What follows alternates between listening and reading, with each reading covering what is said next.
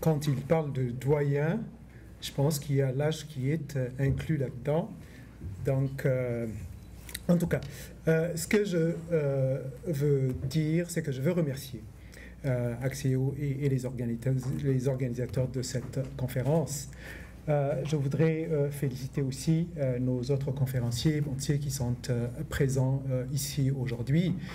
J'espère que cette conférence va faire des petites conférences et que ceci serait le prélude à d'autres organisations, à d'autres conférences et des réunions au sein de laquelle la diaspora et les Djiboutiens et les Djiboutiennes, nous ne l'oublions pas, comme l'a souligné Warren, nos femmes ont un rôle important, non seulement dans la lutte politique, mais aussi dans le développement économique d'un pays. Je pense que la Banque mondiale avait dit les pays, qu'ils soient d'Afrique ou d'Amérique latine, les pays qui ont un développement conséquent sont les pays qui incluent les femmes que ce soit au niveau de l'éducation et au niveau de l'économie.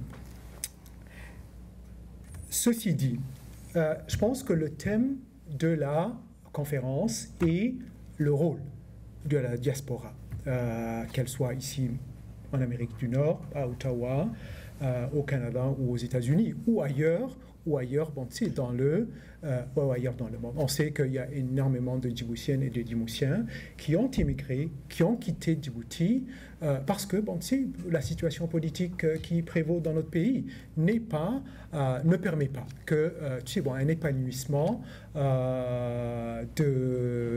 nos citoyennes et de nos concitoyens. Donc ceux-ci ont immigré et on les retrouve partout, en Amérique du Nord, en Europe et partout dans le monde. Donc, moi, ce que je pense, le rôle de la diaspora, il y a d'abord un engagement et un engagement politique.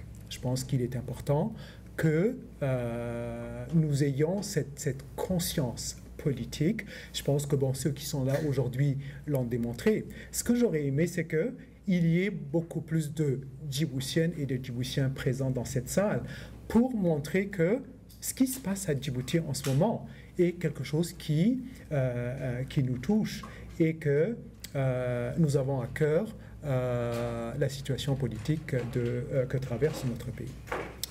La deuxième chose pour moi qui est importante, c'est l'unité.